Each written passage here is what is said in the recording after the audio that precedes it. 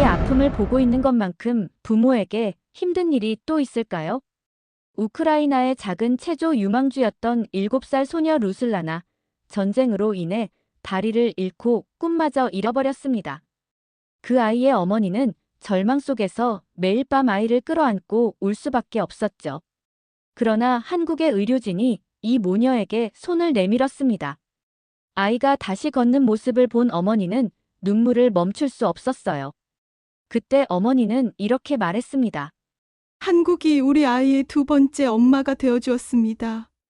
도대체 한국 의료진은 어떻게 이 엄마의 마음을 다시 웃게 만들었을까요? 이 영상을 끝까지 보시면 여러분도 어머니의 마음으로 아이를 바라보며 삶의 진정한 희망과 기쁨을 함께 찾으실 수 있을 거예요. 구독과 좋아요를 눌러주시면 하늘이가 매일 감동적이고 따뜻한 이야기로 여러분의 마음을 위로해드릴게요. 저는 그날의 폭발음을 잊을 수 없습니다. 딸 루슬라나가 연습하던 체조장에 폭격이 떨어졌다는 소식을 들었을 때 세상이 무너지는 것 같았죠. 다리를 절단해야 한다는 의사의 말은 제 심장을 찢어 놓았습니다. 그래도 살아있다는 것만으로도 감사해야 했어요. 무너진 발레홀로 달려갔을 때 보이는 건 잔해와 먼지뿐이었습니다. 사람들은 더 이상 들어가지 마세요라고 외쳤지만 제 귀에는 들리지 않았어요. 루슬라나의 소리를 듣기 위해 모든 소리를 차단했죠. 루슬라나, 어디 있니?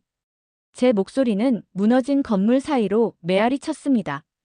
그때 희미한 신음소리가 들렸어요. 직감적으로 그곳이 딸이 있는 곳임을 알았습니다. 손에 피가 나도록 콘크리트 덩어리를 치우며 전진했어요. 시간이 얼마나 지났는지 모르겠습니다. 마침내 루슬라나를 발견했을 때 제 딸은 하얀 체조복이 붉게 물들어 있었어요. 엄마. 루슬라나가 희미하게 속삭였습니다. 여기 있어. 엄마가 데리러 왔어. 루슬라나의 다리는 더 이상 온전히 붙어 있지 않았습니다. 피가 계속 흘러나왔죠. 순간적으로 제 치마를 찢어 루슬라나의 상처를 감싸기 시작했어요. 꽉 묶으면서 눈물이 앞을 가렸지만 지금 울 시간이 없다고 스스로에게 말했습니다. 엄마, 내 다리가 없어. 루슬라나가 울먹였어요. 괜찮아. 엄마가 있잖아. 엄마가 내 다리가 되어줄게. 딸을 품에 안고 잔해 사이로 기어 나왔습니다. 생존자를 찾던 구조대원들이 우리를 발견하고 달려왔어요. 구급차로 옮겨지는 순간까지 루슬라나의 손을 놓지 않았습니다. 병원 대기실에서 의사들이 루슬라나를 수술실로 데려갔을 때 제 입에서 나온 말은 그의 다리가 내 다리였으면 이었죠. 한국 기자가 병원에서 인터뷰를 요청했을 때는 거절할 수 없었습니다. 우리 이야기가 알려져야 도움을 받을 수 있을 테니까요. 기자는 제가 치마를 찢어 딸의 상처를 감싼 이야기를 듣고 눈물을 글썽였어요. 어머니의 마음은 세계 어디서나 같군요. 기자가 말했습니다. 그날 밤 제 딸이 잠든 모습을 바라보며 다짐했어요. 어떻게든 루슬라나를 다시 일으켜 세우리라고. 제 딸은 체조 유망주였습니다. 한때는 올림피아드를 꿈꾸던 아이였죠. 전쟁이 모든 것을 앗아갔지만 딸의 미래까지 빼앗기진 않을 겁니다. 그날 이후로 한국의 NGO에서 연락이 왔다는 소식을 들었을 때 처음으로 희망이 보였어요. 어쩌면 루슬라나에게 새로운 시작이 찾아올지도 모르겠다는 생각이 들었습니다. 의족 수술은 최소 1년 이상 기다려야 한다는 의사의 말에 심장이 철렁 내려앉았습니다. 전쟁 중인 우리나라에서 이것은 사치스러운 치료였죠. 매일 전상자들이 밀려들어오는 병원에서 루슬라나 같은 아이들은 우선순위가 아니었어요. 그렇게 오래 기다릴 수 없어요. 제 딸은 댄서였습니다. 의사는 안타까운 표정으로 고개를 저었습니다. 안나 씨, 이해해 주세요. 생명이 위급한 환자들이 먼저예요. 그날부터 저는 루슬라나의 두 다리가 되기로 결심했습니다. 병원 4층 병실까지 루슬라나를 안고 계단을 오르내렸어요. 엘리베이터는 위급 환자용이었죠. 처음에는 무거웠지만 날이 갈수록 제 팔은 단단해졌습니다. 루슬라나가 화장실에 가고 싶을 때도, 창가에 앉아 하늘을 보고 싶을 때도 항상 제가 그 발이 되어 주었어요. 엄마, 나 무거워서 힘들지 않아? 루슬라나가 물었습니다. 엄마한텐 내가 태어났을 때만큼 가벼워. 거짓말이었죠. 매일 밤 팔과 허리는 불이 붙은 듯 아팠습니다. 하지만 루슬라나 앞에서는 절대 티를 내지 않았어요. 대신 딸이 잠든 후에는 컴퓨터 앞에 앉아 전 세계 의족 지원 단체에 이메일을 보냈습니다. 하루에 100통 이상 우리의 사연을 적어 보냈어요. 누군가는 응답해 주리라 믿으며 당신에게 한 번도 본 적 없는 사람의 간절한 부탁입니다. 제 딸은 13살 체조 선수였습니다. 포탄이 떨어진 그날까지는요. 때로는 컴퓨터 화면이 눈물로 흐려져 글자가 보이지 않을 때도 있었습니다. 손가락이 아파 더 이상 타이핑할 수 없을 때도 있었죠. 그래도 멈추지 않았어요. 딸아이를 위해서라면 다리라도 팔겠어요. 한 구호단체 담당자와의 통화에서 제가 한 말이었습니다. 그분은 잠시 침묵하더니 정말 그렇게 하실 수 있으세요? 라고 물었어요. 당연하죠. 제 다리가 필요하다면 오늘이라도 수술대에 오르겠습니다. 그날 밤 한국 NGO에서 메일이 왔습니다. 처음에는 스팸 메일인 줄 알았어요. 하지만 그것은 기적이었죠. 그들은 제 편지에 감동받아 루슬라나를 긴급 지원 대상자로 선정했다고 했습니다. 한국의 첨단 의료기술로 맞춤형 의족을 제작해주겠다는 내용이었어요. 루슬라나에게 이 소식을 전하기 위해 새벽에 깨웠습니다. 루슬라나, 일어나봐. 좋은 소식이야. 엄마, 무슨 일이에요? 루슬라나가 잠에 취한 목소리로 물었어요. 우리 한국에 가게 됐어. 내 새 다리를 찾으러. 루슬라나의 눈에 처음으로 희망의 빛이 돌아왔습니다. 그 순간 느꼈어요. 밤마다 흘린 눈물이 수백 통의 이메일이 헛되지 않았다는 것을. 어떤 어머니도 자신의 아이를 위해 포기하지 않는다는 것을요. 제가 그랬듯이 한국행 비행기를 타기까지 많은 난관이 있었습니다. 전시 상황에서 국경을 넘는 것은 목숨을 건 도전이었어요. 루슬라나와 저는 새벽녘에 버스를 타고 국경으로 향했죠. 루슬라나를 안고 수시간을 기다려야 했습니다. 다리가 없는 아이를 안고 서 있는 것이 얼마나 힘든지 누구도 모를 거예요. 하지만 한국으로 가는 길이라면 이 정도쯤은 견딜 수 있었습니다. 엄마, 지금 어디로 가고 있어요? 루슬라나가 물었어요. 우리 새 다리를 찾으러 가는 거야. 한국이라는 나라에. 한국은 어떤 곳이에요? 질문에 대답하려다 목이 메었습니다. 사실 저도 잘 몰랐어요. 드라마에서나 본 먼 나라였죠. 그저 루슬라나의 다리를 찾을 수 있는 곳이라는 것만 알았습니다. 마침내 비행기에 오르게 되었을 때 창가 자리에 루슬라나를 앉혔어요. 이륙하는 순간 창밖으로 우리의 조국이 점점 작아지는 모습을 바라보며 복잡한 감정이 밀려왔습니다. 그곳에는 우리의 집, 루슬라나의 학교, 그리고 전쟁 전 행복했던 모든 기억이 남아있었죠. 엄마, 우리 언제 돌아올 수 있어요? 루슬라나가 창밖을 바라보며 물었습니다. 제 눈에서 눈물이 흘러내렸어요. 고지야. 내가 튼튼한 다리를 가지고 다시 춤출 수 있게 되면. 루슬라나는 제 손을 꼭 잡았습니다. 엄마, 울지 마세요. 이건 슬픈 눈물이 아니야. 엄마는 내가 자랑스러워. 비행기 창가에 비친 제 얼굴은 지쳐 보였습니다. 루슬라나가 잠든 후에야 속마음을 내뱉을 수 있었어요. 내 다리 대신 내 심장을 주고 싶었다. 그 말을 중얼거리며 어깨를 떨며 울었죠. 장시간 비행 끝에 루슬라나가 깨어났을 때 아이는 제게 물었습니다. 엄마, 한국에 가면 정말 내가 다시 춤출 수 있어요? 물론이지. 엄마가 약속할게. 엄마, 다리 아프지 마세요. 루슬라나가 제 무릎을 쓰다듬으며 말했어요. 제 다리를 걱정하는 아이의 모습에 가슴이 아팠습니다.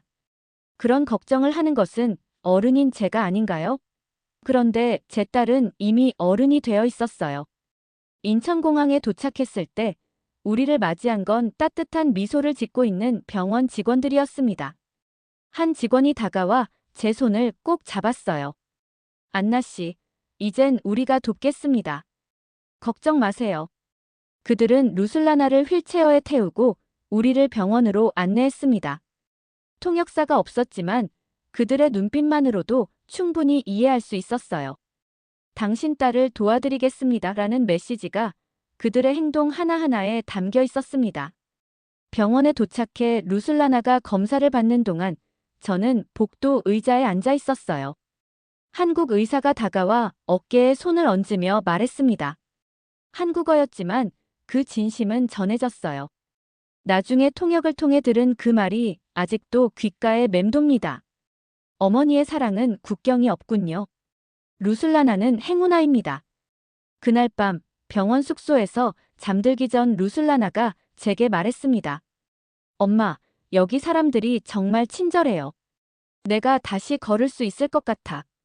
그럼 당연하지. 엄마가 내 곁에 있잖아. 한국에서의 첫날, 우리는 처음으로 희망을 품고 잠이 들었습니다. 이곳에서 루슬라나는 새로운 발을 얻고 저는 제 딸의 미소를 다시 볼 수 있을 거라는 희망을요. 의족 시술 전날 밤, 루슬라나는 긴장으로 잠을 이루지 못했습니다. 병원 침대에 누워 천장만 바라보던 아이의 손을 잡아주었죠. 내일 이 시간이면 내 새 다리를 만나게 될 거야. 엄마, 만약 실패하면 어떡해요? 루슬라나의 목소리에 두려움이 가득했습니다. 그런 일은 없을 거야. 하지만 만약에. 그래도 엄마가 내 다리가 되어줄 테니 걱정하지 마. 수술실 앞에서 루슬라나를 보내며 강한 척했지만 문이 닫히자마자 복도 의자에 주저앉았어요. 몇 시간이 지났을까요? 의사가 나와 환하게 웃으며 말했습니다. 성공적이었습니다. 루슬라나는 매우 강한 아이군요. 그 순간 무릎에 힘이 빠져 엉엉 울고 말았어요.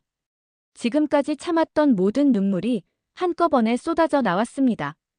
의료진들이 제 등을 토닥이며 위로해 주었죠.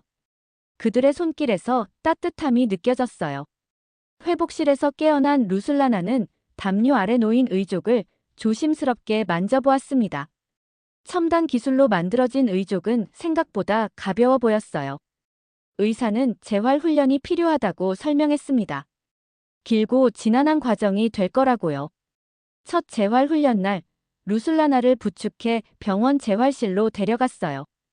평행봉 앞에 선 루슬라나의 얼굴에 결연한 표정이 스쳤습니다. 물리치료사가 손짓하자 루슬라나는 천천히 발을 내딛었죠. 첫 걸음은 불안정했고 두 번째 걸음에서 넘어질 뻔했어요. 세 번째 걸음에서 루슬라나는 제 얼굴을 쳐다보았습니다. 엄마, 할 수 있을까요? 당연하지. 내가 처음 걸음마 배울 때처럼. 그 말에 루슬라나의 눈에 결기가 서렸어요. 한 걸음, 또 한 걸음.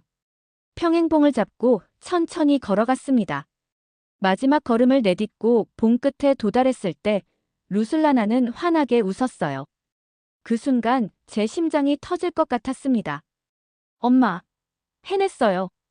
평행봉을 잡지 않고 처음으로 걸었을 때는 더 감격스러웠죠.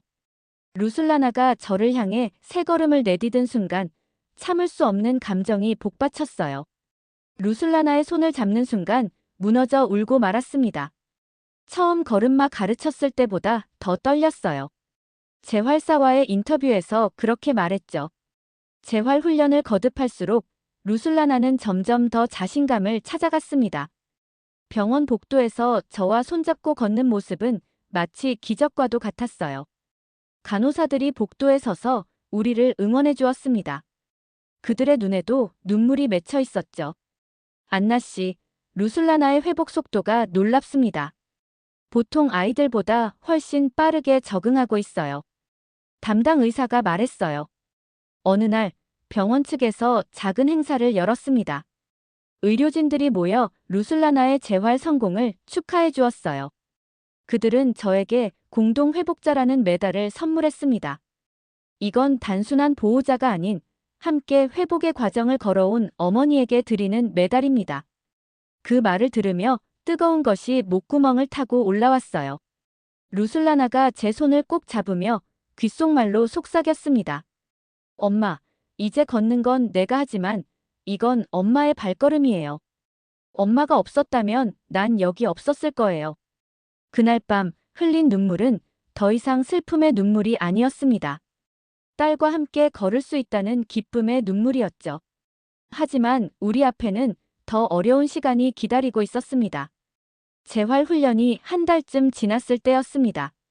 그날따라 루슬라나의 상태가 좋지 않았어요. 의족이 불편하다며 계속 투덜거렸죠.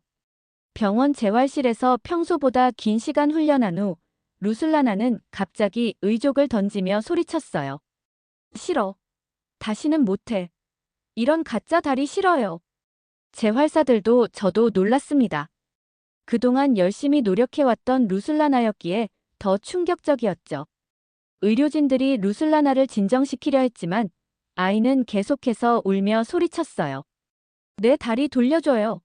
내 진짜 다리 돌려달라고요. 그 순간 저도 울컥 화가 났습니다. 그동안 얼마나 많은 사람들이 루슬라나를 돕기 위해 노력했는데 이렇게 포기한다고 그 아이를 혼내고 싶었어요. 하지만 동시에 제 딸의 절망도 이해했습니다. 13살 소녀가 감당하기엔 너무 큰 시련이었으니까요. 루슬라나, 잠시 쉬자. 오늘은 여기까지 하고. 제 목소리는 차분했지만 마음속은 폭풍우가 치고 있었어요. 루슬라나를 병실로 데려간 후 화장실로 들어가 문을 잠갔습니다. 그리고 소리 없이 울었죠. 딸 앞에서는 강해야 했기에 이렇게 몰래 눈물을 쏟아냈어요. 안나 씨, 괜찮으세요? 문 밖에서 한국 간호사의 목소리가 들렸습니다. 얼른 눈물을 닦고 문을 열었어요. 네, 괜찮아요. 괜찮지 않아 보이는데요. 간호사가 제 붉어진 눈을 보며 말했습니다. 루슬라나만 환자가 아니에요. 당신도 치료받고 계세요. 잊지 마세요. 그 말에 다시 눈물이 났습니다. 누군가 처음으로 제 고통을 알아봐 준 것 같았어요. 간호사는 제 등을 토닥이며 조용히 위로해 주었습니다. 좌절은 회복 과정의 일부예요. 루슬라나도 당신도. 그날 밤 루슬라나는 일찍 잠들었습니다. 아이의 얼굴을 바라보니 여전히 눈가에 눈물 자국이 남아 있었어요. 침대 옆에 놓인 의족이 달빛에 반짝였습니다. 조심스럽게 의족을 들어올려 살펴보았어요. 딸을 위해 정교하게 만들어진 이 기계가 루슬라나의 꿈을 다시 이어줄 거라고 믿었는데 무릎을 꿇고 의족을 닦기 시작했습니다. 천으로 부드럽게 닦으며 속삭였어요. 이게 너의 발이 되어줘야 해. 제발. 루슬라나에게 잘해줘. 마치 살아있는 존재에게 말하듯이 의족에 속삭였죠. 얼마나 시간이 지났을까요? 문득 뒤를 돌아보니 루슬라나가 눈을 뜨고 저를 바라보고 있었어요. 엄마. 아, 깼구나. 미안해. 시끄러웠니? 루슬라나는 고개를 저었습니다. 엄마가 내 의족한테 말하는 거 다 들었어요. 순간 얼굴이 화끈거렸어요. 그랬니? 엄마, 미안해요. 오늘 내가 너무했어요. 루슬라나의 목소리가 떨렸습니다. 제 가슴이 아팠어요. 아니야. 엄마가 이해해. 정말 힘들지? 엄마가 더 힘들잖아요. 나 때문에. 루슬라나의 눈에 눈물이 고였습니다. 침대로 다가가 루슬라나를 안아주었어요. 엄마는 내가 건강하게 회복하는 것만 봐도 행복해. 우리 함께 이겨내자, 알았지? 루슬라나가 고개를 끄덕였어요. 내일부터 다시 열심히 할게요. 약속할게요. 그 말을 듣는 순간 제 모든 노력이 헛되지 않았다는 생각이 들었습니다. 루슬라나의 눈에서 다시 의지가 보였어요. 한국 간호사의 말이 생각났습니다.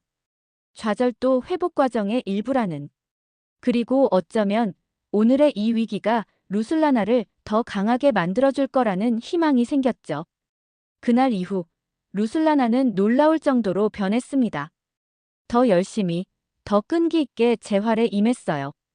저는 그런 딸을 바라보며 다시 한번 감사함을 느꼈습니다. 우리의 여정은 아직 끝나지 않았지만 함께라면 이겨낼 수 있을 것 같았어요. 재활 치료가 3개월째 접어들었을 때였습니다. 루슬라나는 이제 의족에 완전히 적응해 복도를 자유롭게 걷고 심지어 천천히 뛸 수도 있게 되었어요. 그날 재활 수업이 끝난 후 루슬라나는 문득 물었습니다. 엄마, 내가 다시 체조를 해도 될까요? 순간 말문이 막혔어요. 딸이 다시 체조를 하고 싶어 할 거라고는 생각하지 못했거든요. 의족으로 일상생활을 하는 것과 체조 동작을 하는 것은 완전히 다른 문제였습니다. 루슬라나. 그건. 말을 끝내기도 전에 루슬라나가 재활실 중앙으로 걸어갔어요. 그리고 천천히 팔을 뻗었습니다. 오랫동안 몸에 밴 동작이었죠. 팔을 머리 위로 들어올리고 한쪽 다리 의족이 있는 쪽을 살짝 들어올렸어요. 불안정했지만 그것은 분명 체조 시작 자세였습니다. 루슬라나. 놀라서 소리쳤지만 딸은 듣지 않았어요. 천천히 몸을 회전시키더니 간단한 체조 동작을 시도했습니다. 물론 전처럼 우아하지는 않았고 균형을 잡기 위해 떨리는 모습이었죠. 하지만 그 순간 제 딸의 얼굴에서 오랜만에 진정한 행복을 봤어요. 엄마, 봤어요? 내가 했어요. 감격스러워 휴대폰을 꺼내 루슬라나의 동작을 촬영했습니다. 화면 속 루슬라나는 의족에도 불구하고 빛나고 있었어요. 내가 내 하늘이야. 촬영하며 중얼거렸습니다. 이 모습을 본 재활 전문의는 우리에게 특별한 제안을 했어요. 루슬라나를 위한 체조 맞춤형 의족을 개발하자는 거였죠. 일상생활용이 아닌 체조 동작을 위해 특별히 설계된 의족이었습니다. 정말로 가능한가요? 믿기지 않아 물었어요. 쉽지는 않겠지만 루슬라나의 의지로 봤을 때 충분히 가능합니다. 의사가 확신에 찬 목소리로 말했죠. 그렇게 체조용 의족 제작이 시작되었습니다. 루슬라나는 이제 하루에 2번의 재활을 받았어요. 일상생활 적응을 위한 훈련과 체조 동작을 위한 특별 훈련이었죠. 때론 너무 힘들어 지쳐 보였지만 딸의 눈에는 항상 결연한 의지가 보였습니다. 의족 기술자는 루슬라나의 움직임을 세심하게 관찰하며 의족을 조정했습니다. 어느 날 그가 저에게 말했어요. 이건 딸을 위한 엄마의 날개입니다. 당신의 희생이 없었다면 루슬라나는 지금 여기 없었을 거예요. 그 말에 가슴이 뭉클했습니다. 정말 그랬을까요? 아니, 모든 어머니는 자신의 아이를 위해 같은 일을 했을 겁니다. 그저 저는 운이 좋았을 뿐이죠. 딸을 도와줄 사람들을 만날 수 있었으니까요. 마침내 체조용 특수 의족이 완성되었습니다. 루슬라나가 처음 그것을 착용했을 때 모두의 시선이 그녀에게 쏠렸어요. 의족의 디자인은 매끄러웠고 루슬라나의 요청으로 작은 글씨가 새겨져 있었습니다. 이게 뭐야? 의족에 새겨진 글자를 물었어요. 루슬라나가 수줍게 웃었습니다. 한국어로 엄마라고 써달라고 했어요. 제 다리에 항상 엄마가 함께하게요. 순간 가슴이 떨렸습니다. 말로 표현할 수 없는 감정이 밀려왔어요. 딸이 이렇게 자랐구나 생각했죠. 루슬라나는 새 의족으로 천천히 체조 동작을 시작했습니다. 처음엔 간단한 동작들이었지만 점점 더 복잡한 움직임으로 발전했어요. 물론 예전처럼 공중에서 회전하거나 복잡한 기술은 아직 무리였지만 그것만으로도 기적과 같았습니다. 한국 병원에서는 루슬라나를 위한 작은 공연 무대를 준비해 주었어요. 병원 환자들과 의료진, 그리고 저희를 도와준 NGO 관계자들이 모인 자리였습니다. 그 자리에서 루슬라나는 첫 발레 공연을 준비하게 되었어요. 엄마, 긴장돼요. 공연 전날 밤, 루슬라나가 떨리는 목소리로 말했습니다. 괜찮아. 그냥 내가 좋아하는 대로 춤추면 돼. 엄마는 항상 내 편이야. 그 말에 루슬라나는 고개를 끄덕였어요. 그리고 소곤거렸습니다. 엄마, 다시 날아도 돼요? 깊은 눈물이 밀려왔지만 억눌렀어요. 그럼 당연하지. 내 날개로 마음껏 날아. 다음 날 루슬라나의 첫 무대가 기다리고 있었습니다. 저는 무대 뒤에서 딸을 위해 기도했어요. 루슬라나가 그동안의 고통을 이겨내고 다시 한번 자신의 꿈을 향해 날아오르기를. 공연 당일 병원 강당은 사람들로 가득 찼습니다. 의사, 간호사, 다른 환자들, 그리고 한국 NGO 관계자들까지 모두 루슬라나의 첫 무대를 보기 위해 모였어요. 강당 한쪽에는 용기와 희망이라는 현수막이 걸려 있었고 자리마다 작은 꽃다발이 놓여 있었습니다. 저는 무대 뒤 대기실에서 루슬라나의 의상을 정리해주고 있었어요. 하얀 발레복은 한국 디자이너가 특별히 제작한 것으로 의족이 자연스럽게 보이도록 디자인되었습니다. 엄마, 너무 떨려요. 만약 넘어지면 어떡해요?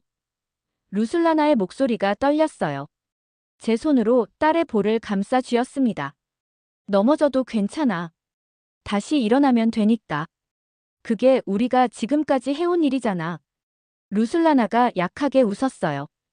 이마에 키스해주며 마지막으로 의족을 점검했습니다. 공연 시작 10분 전, 루슬라나는 무대 한쪽으로 이동했고 저는 홀로 대기실에 남았어요. 그제서야 눈물이 터져 나왔습니다.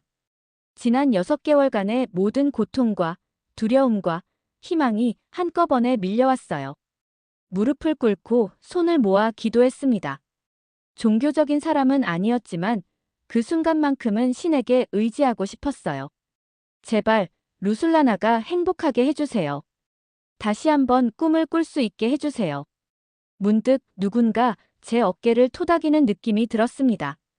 고개를 들어보니 한국 간호사가 서 있었어요. 그녀는 말없이 손수건을 건넸고 제 옆에 앉아 함께 있어 주었습니다.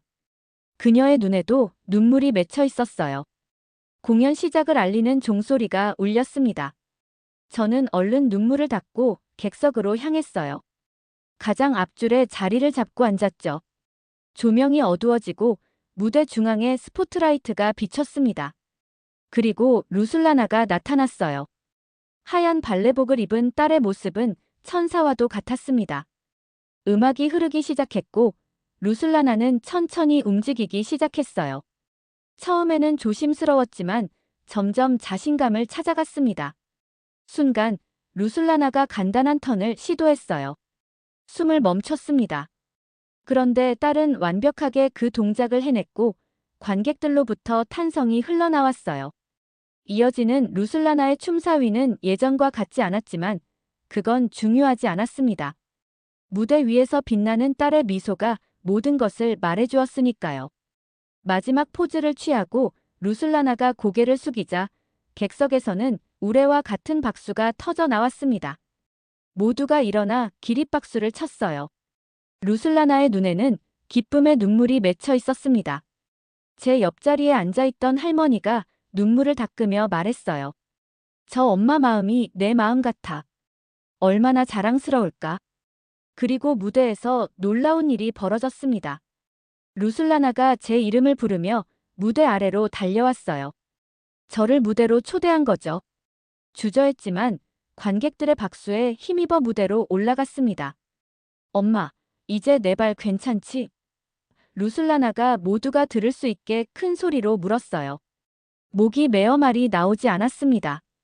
그저 고개를 끄덕이며 루슬라나를 꼭 안아줄 수 있을 뿐이었죠. 관객들은 더 큰 박수로 화답했고 일부는 눈물을 훔치고 있었습니다.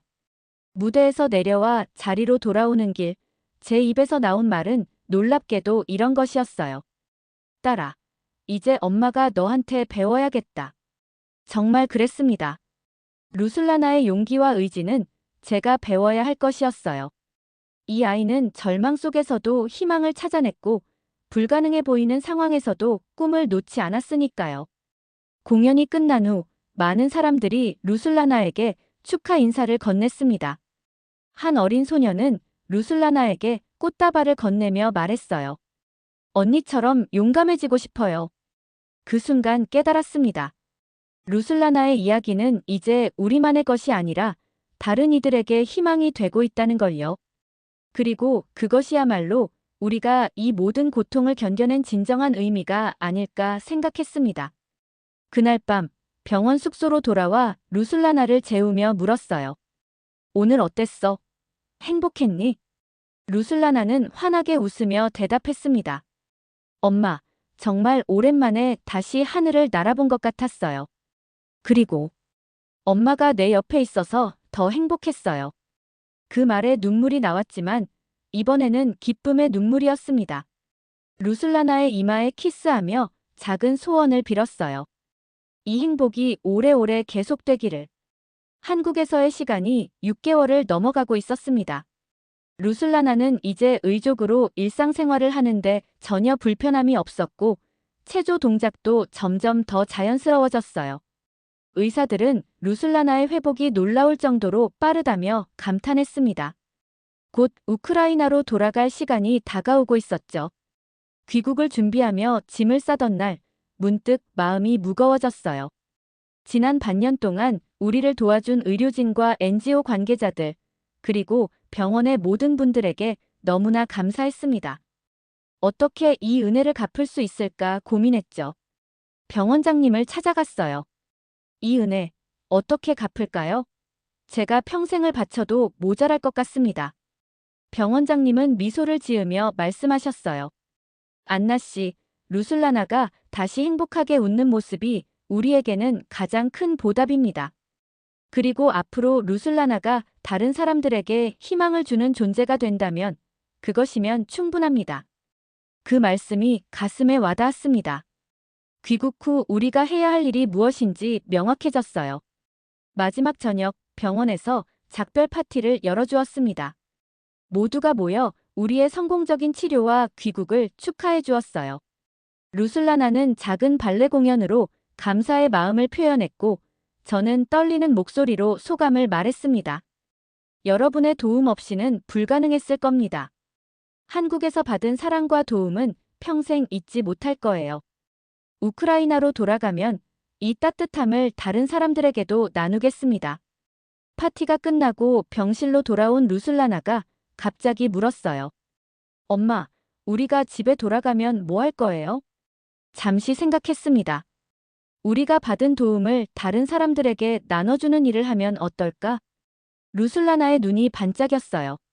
저도 그렇게 하고 싶었어요. 저처럼 다리를 잃은 아이들에게 희망을 주고 싶어요. 그날 밤, 우리는 함께 계획을 세웠습니다.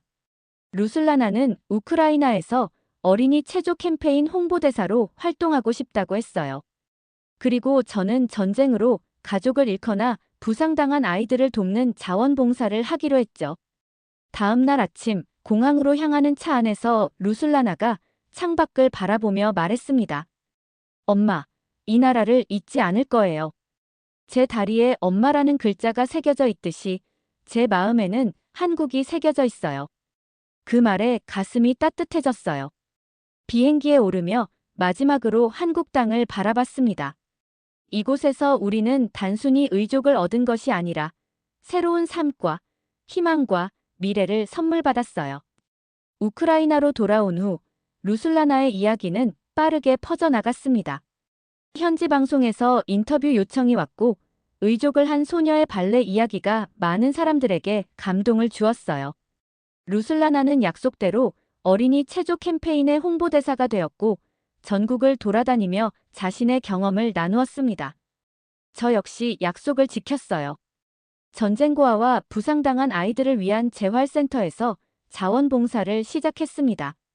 처음에는 단순한 보조 업무였지만 점차 제 경험을 살려 부모들을 상담하는 역할을 맡게 되었어요. 나처럼 울지 말라고 상담을 시작할 때마다 이렇게 말했죠. 눈물은 필요하지만 그것이 끝이 아니에요. 여러분의 아이들에게는 희망이 필요합니다. 어느 날 센터에서 만난 한 어머니가 물었어요. 어떻게 그렇게 강할 수 있었나요? 저는 매일 무너져 내려요. 잠시 생각했습니다. 저도 매일 무너졌어요. 다만 딸 앞에서가 아니라 화장실에서 밤중에 혼자 있을 때만요. 강한 척하는 것도 때로는 필요한 사랑의 방법이에요. 우크라이나의 한 신문사에서 루슬라나와 제 이야기를 기사화했습니다. 한국의 의족과 우크라이나 모정의 만남이라는 제목이었어요. 그 기사는 곧 세계적으로 퍼져나갔고 한국 매체에서도 다시 소개되었습니다. 놀랍게도 그 기사를 본 한국의 어머니들이 저에게 편지를 보내기 시작했어요. 처음에는 몇 통이었지만 점점 늘어났죠. 그들은 제 용기에 감동받았다며 자신들도 힘든 시간을 겪고 있다고 털어놓았습니다. 저는 모든 편지에 답장했어요. 서로 다른 나라, 다른 상황에 있지만 엄마의 마음은 어디서나 같다는 것을 느꼈기 때문이죠. 이렇게 한국과 우크라이나의 어머니들 사이에 특별한 연대가 시작되었습니다. 국경과 언어를 초월한 엄마들의 네트워크였어요. 우리는 서로의 이야기를 나누고 위로하고 격려했습니다. 그리고 이 네트워크는 점점 더 커져 전쟁으로 고통받는 다른 나라의 어머니들까지 포함하게 되었어요. 오늘도 루슬라나는 의족으로 춤을 추고 있습니다. 더 이상 올림피아드를 꿈꾸는 선수는 아니지만 수많은 아이들에게 희망을 전하는 더 큰 역할을 맡게 되었죠. 저는 그런 딸을 바라보며 생각합니다. 그날 발레홀에서 외쳤던 엄마가 내 다리가 되어줄게라는 말은 이제 우리의 삶의 방식이 되었어요. 때로는 제가 루슬라나의 다리가 되어주고 때로는 루슬라나가 저의 날개가 되어주죠. 서로를 지탱하며 앞으로 나아가는 것. 그것이 바로 우리가 발견한 삶의 의미입니다. 돌이켜보면 그 끔찍했던 사고가 우리에게 가져다 준 것이 있다면 그것은 더 강한 사랑과 연대의 힘이 아닐까 생각해요. 때로는 가장 어두운 순간이 가장 밝은 빛을 만들어내는 법이니까요. 루슬라나의 의족에 새겨진 엄마라는 글자처럼 우리의 이야기는 앞으로도 많은 이들의 마음속에 새겨질 것입니다. 희망을 잃지 않는 한 누구나 다시 춤출 수 있다는 증거로서.